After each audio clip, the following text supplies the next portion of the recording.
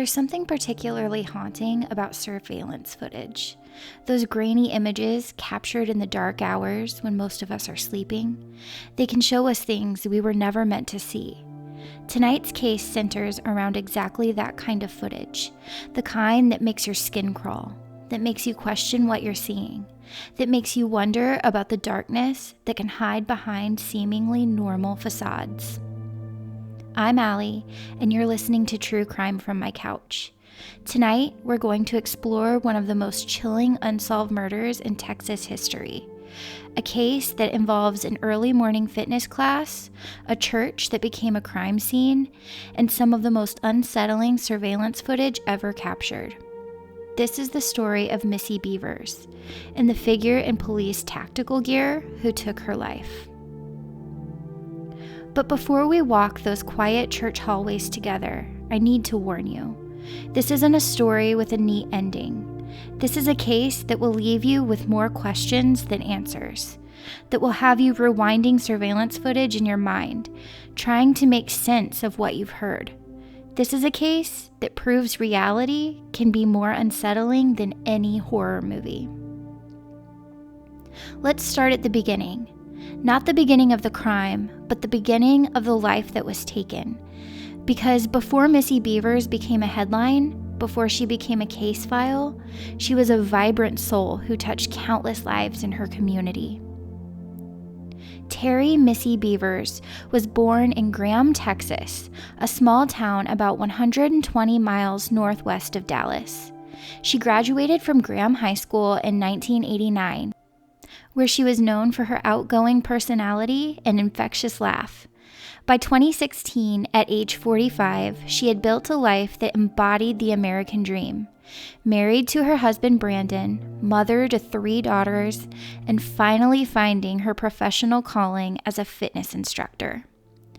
Those who knew Missy describe her as someone who radiated energy.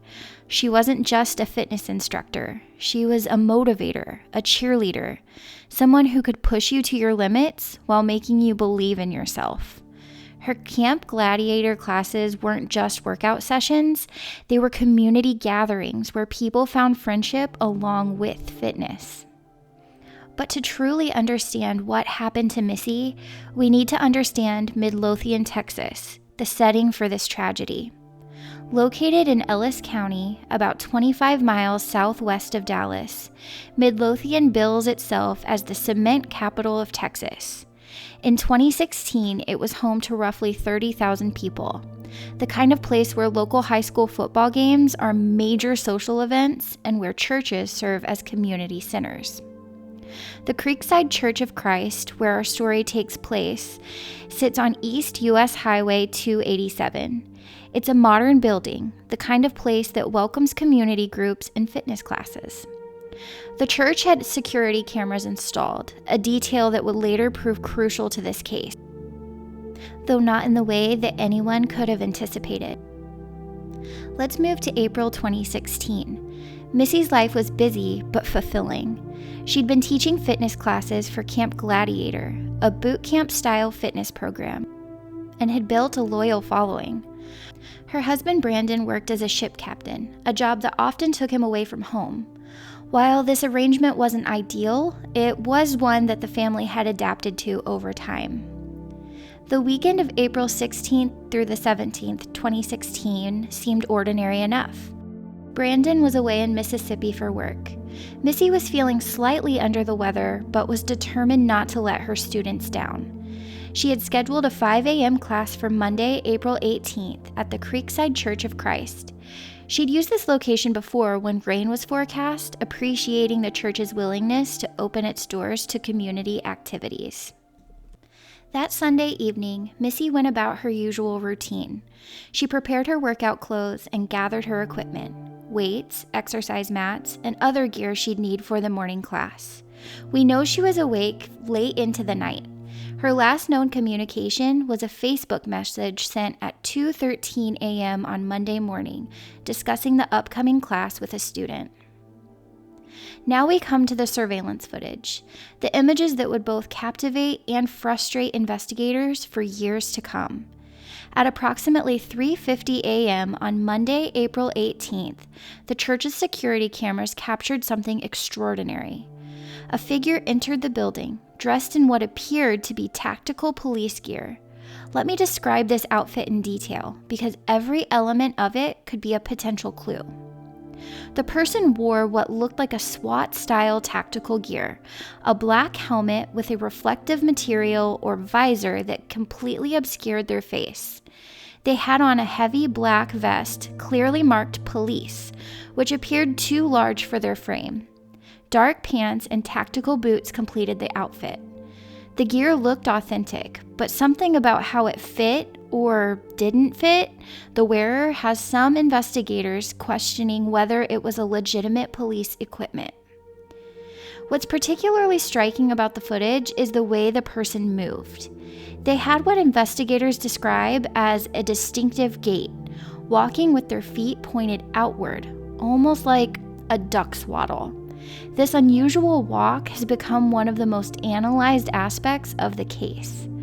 Some experts suggest it could indicate a hip or a leg problem. Others believe it might be due to ill-fitting boots or even an intentional attempt to disguise their natural walking pattern. The surveillance footage shows the figure moving through the church with what appears to be purpose. They opened and closed doors, checked rooms, moved with a methodical approach that suggested either familiarity with the building's layout or a systematic search pattern. In their hand, they carried what appeared to be some type of tool or weapon, though the video quality makes it impossible to definitively identify what it was. At approximately 4:20 a.m., Missy arrived at the church in her red Chevy Tahoe. The next 40 minutes would become the focus of one of Texas's most intense criminal investigations. What we know is that somewhere in those dark church hallways, Missy encountered her killer. When her students began arriving shortly before 5 a.m., they found the church's front door open. Inside, they discovered Missy's body in the hallway. The medical examiner's report would later reveal that Missy had suffered multiple puncture wounds to her head and chest. The wounds were consistent with a tool like a hammer or ice pick, though the exact murder weapon has never been found. Evidence at the scene indicated a violent struggle. Missy had fought for her life. The Midlothian Police Department's investigation began immediately and would soon grow to involve state and federal authorities. They discovered that one of the church's doors had been pried open before Missy's arrival, suggesting premeditation. Nothing was stolen from the church, ruling out routine burglary as a motive. Investigators began the painstaking process of piecing together Missy's life, looking for anyone who might have wished her harm. They discovered she had been receiving LinkedIn messages from an unknown person in the days before her death. Her iPad revealed searches related to financial matters and marriage issues, leading some to speculate about possible personal motives. The investigation revealed that Missy and Brandon had been experiencing some financial difficulties. They had accumulated credit card debt, and their home had been posted for foreclosure at one point, though that situation had been resolved. However, investigators found no direct connection between their financial situation and Missy's murder. Brandon Bevers was quickly cleared as a suspect thanks to his verified location in Mississippi at the time of the murder. Cell phone records, witness statements, and other evidence confirmed his alibi. However, the investigation would take several interesting turns. One of the most intriguing leads involved Missy's father-in-law, Randy Bevers. Some observers noted similarities between his walk and the suspect's distinctive gait. However, Randy also had an airtight alibi. He was in California when the murder occurred, confirmed by both cell phone records and multiple witnesses. The investigation expanded to include a thorough examination of local sporting goods stores. Detectives discovered that a store in nearby Mansfield had sold similar tactical gear in the months leading up to the murder. Despite reviewing hours of security footage and sales records, they couldn't identify any suspicious purchases. A vehicle of interest emerged early in the investigation. A light-colored Nissan Altima captured on surveillance footage from a nearby business. The car was seen circling the church parking lot several times between 2 a.m. and 3 a.m. on the morning of the murder. Despite extensive efforts, including public appeals for information, this lead eventually went cold. The police conducted extensive cellular data analysis from the area around the church. They examined records from every cell tower within range, hoping to identify any unusual patterns or suspicious devices. They also performed a deep dive into Missy's phone records and social media accounts, looking for any clues about who might have wanted to harm her. The killer's apparent knowledge of the church layout became another focus of the investigation. The surveillance footage showed them moving with what seemed like a familiarity through the building's corridors. This led investigators to look into whether the perpetrator might have had some connection to the church or had possibly conducted surveillance before the murder. DNA evidence was collected at the scene, though its exact nature has never been made public.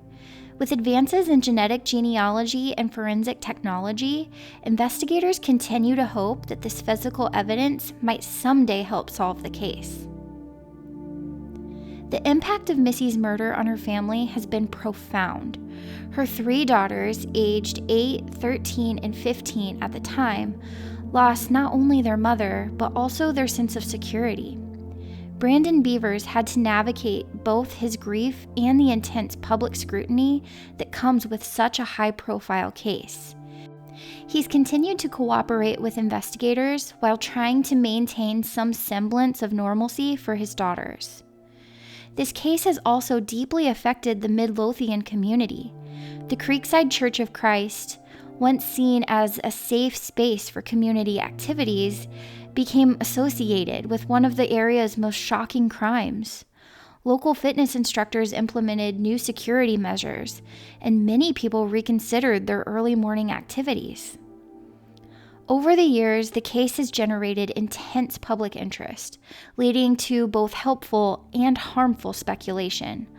Online sleuths have spent countless hours analyzing the surveillance footage, debating everything from the killer's height and gender to the brand of tactical gear they wore. While some of this amateur investigation has proved useful leads, it also sometimes leads investigators down unproductive paths. The Midlothian Police Department has followed up on more than 2,000 tips since 2016.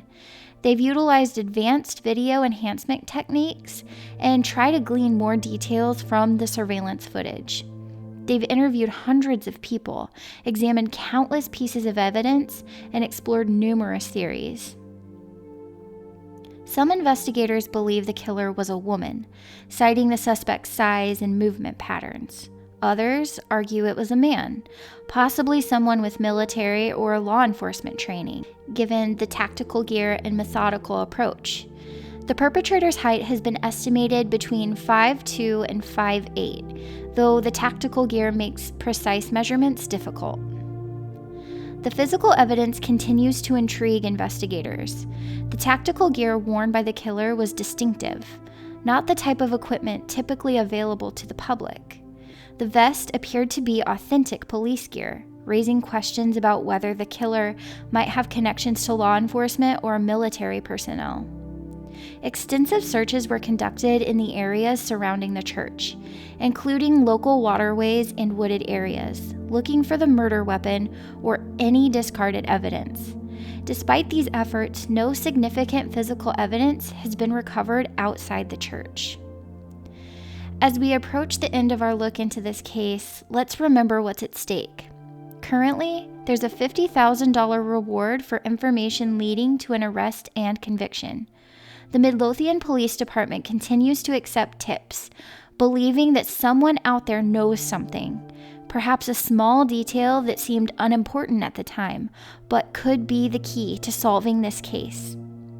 Before we end tonight's episode, I want to share something powerful with you. During my research for this case, I came across a quote from one of Missy's fitness students. She said, "Missy didn't just teach us how to be stronger physically. She taught us how to be stronger in life." That's who Missy Bevers was, not just a victim, not just a case file, but a force for good in her community. If you have any information about this case, no matter how insignificant it might seem, please contact the Midlothian Police Department. You can also submit tips through their website if you don't want to call. Remember, it's never too late to come forward with information. This has been True Crime from My Couch. I'm Allie, reminding you that while some cases remain unsolved, no victim is ever forgotten. Until next time, keep watching, keep caring, and keep asking questions, because somewhere in the shadows, the truth is waiting to be found. Thank you so much for listening to this episode. I really appreciate it. If you haven't already, make sure that you subscribe and you like this. Leave me a comment down below with your theories on the case, and I will see you guys next time. Bye.